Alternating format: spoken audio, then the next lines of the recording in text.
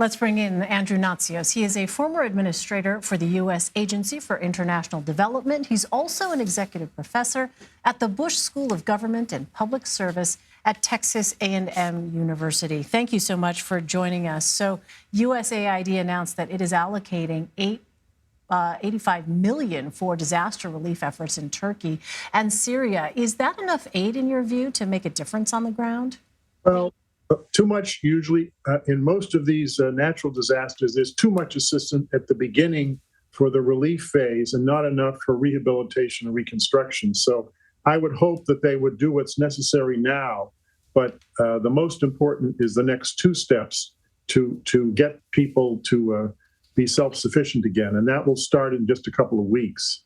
So $85 million is a healthy contribution. The U.S. government, AID, has the largest disaster relief division of any aid agency in the world among donor governments.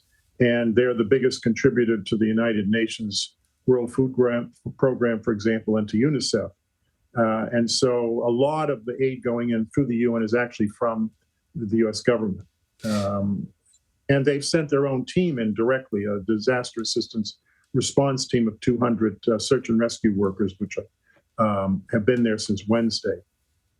So, Andrew, as a former administrator of USAID, help us understand how you try to jump over the logistical hurdles that we just heard Remy spell out. I mean, especially in Syria, where you're dealing with a head of state who's blaming sanctions, even though that doesn't apply to aid. Everything must go through Damascus, despite it being far from when the hardest hit areas are. How, especially to your point, to keep the attention up for the next few weeks, how do groups like yours get through that?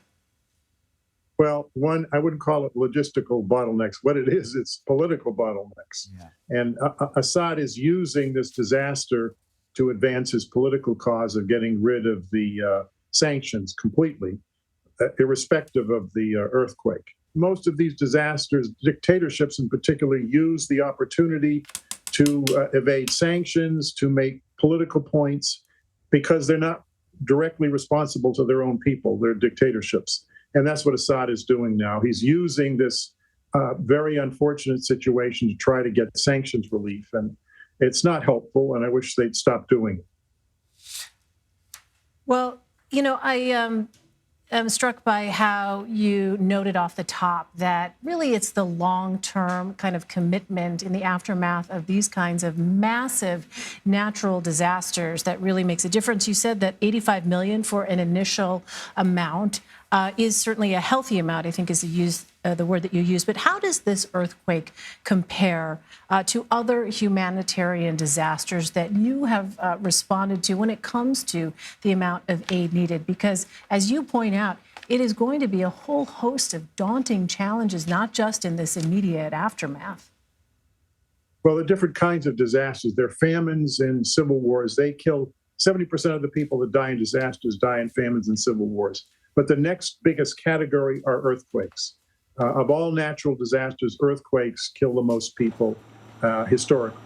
And they also, unfortunately, most of the people die in the 45 minutes of the earthquake itself. And there are a number of studies that have shown 92% of the deaths are actually in the event itself. And you can't prevent those except through building codes that prevent these buildings from collapsing. You'll notice some of the buildings are in perfect shape. Those are probably built according to earthquake building codes that were imposed in Turkey, at least in 1999, I believe. We have had them in place for a much longer period of time as an advanced industrial democracy, for example, in the West Coast, which is very vulnerable to earthquakes.